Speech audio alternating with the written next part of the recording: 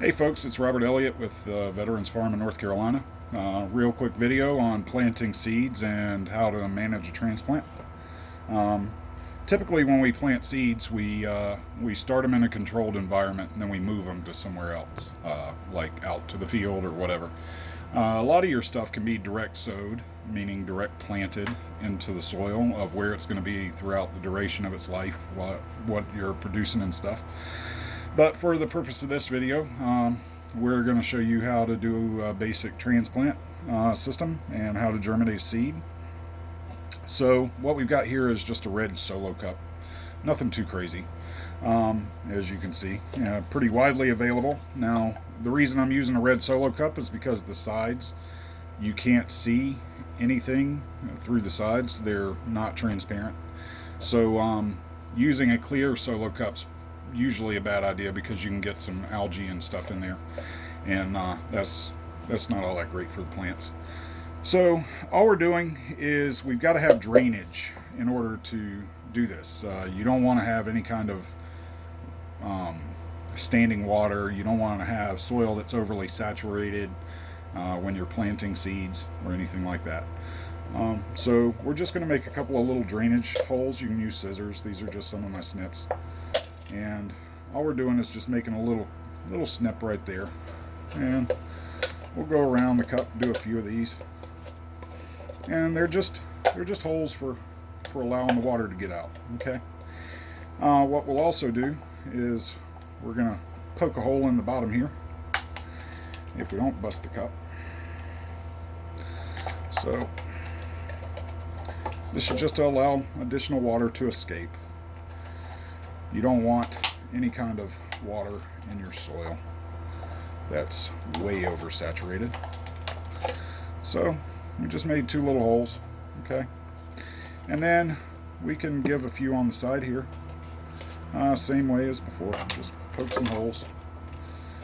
We just want the water to have every opportunity it can to get out of the cup.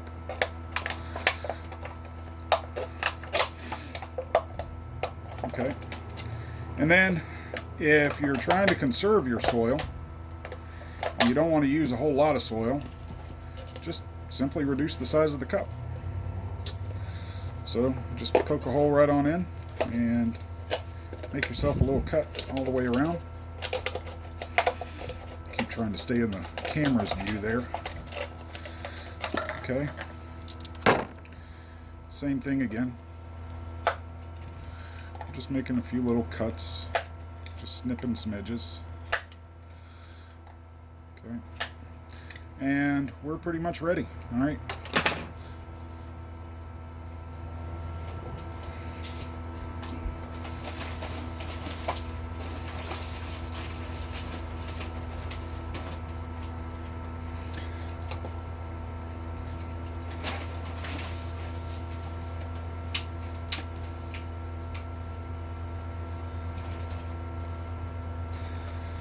So another little trick I'll show you. We're going to be saturating the soil. This is just a bottle of regular old water. Some of that flavored water stuff, you can pick them up pretty cheap. When you do this, notice I poked a little hole in the lid there. What you want to do is you want to saturate the soil. First, you want to press it down a little bit. This is extremely dry because this is an old bag that I had. But we're just going to let the water kind of get in there on its own. Usually what we do is we will start out with just a saturation and we'll let it soak through, and then we will do it again.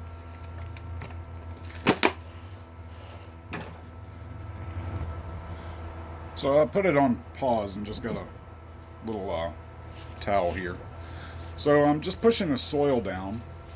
Okay, and if you're going to use a full cup like this, this is typically the way to think of it, is the more soil that's in here, the more space the roots have to get in.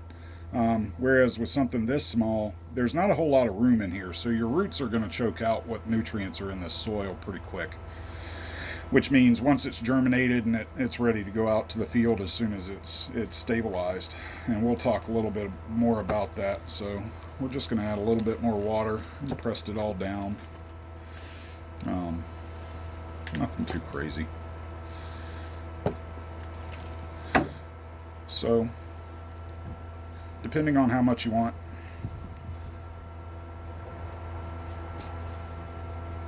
So when we're talking about doing seeds, I'm going to add a little bit more to this because it's not quite enough. And I say it's not quite enough because if the seed germinates and it's way down in that cup, it's not going to have a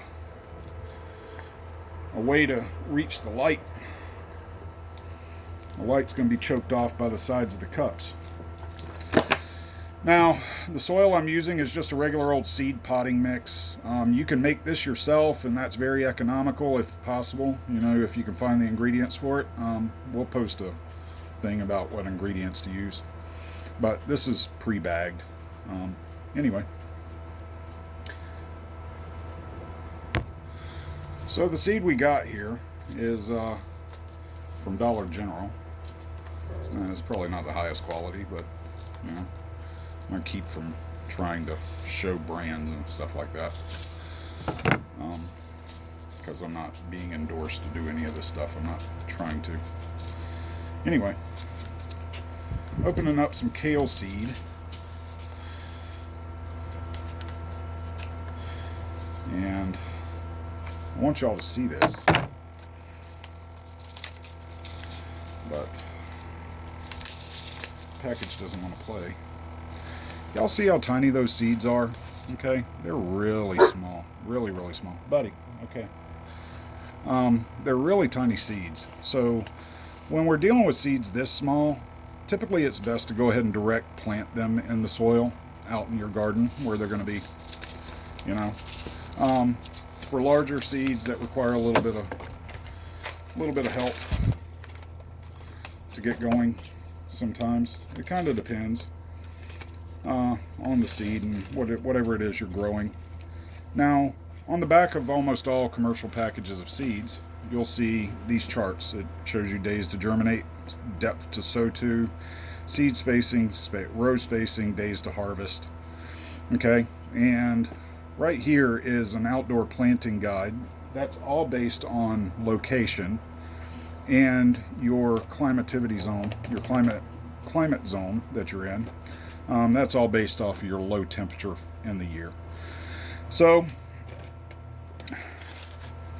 if we were going to grow this seed, and I'm just using this as an example, I would probably plant this on out there in the garden. But in the event it says to transplant it, what it would look like is something like this. Okay,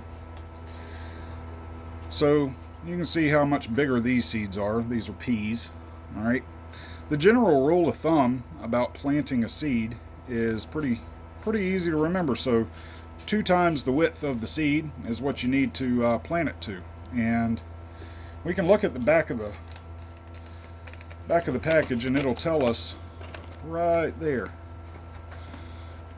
depth to sow, 1 to 2 inches. So these seeds are a bit smaller than a 1/2 inch, and general rule of thumb too is that's about 1 inch every time on your finger, that first little knuckle right there. But we're going to plant these about 3/4 inch or so, and not that hard to do.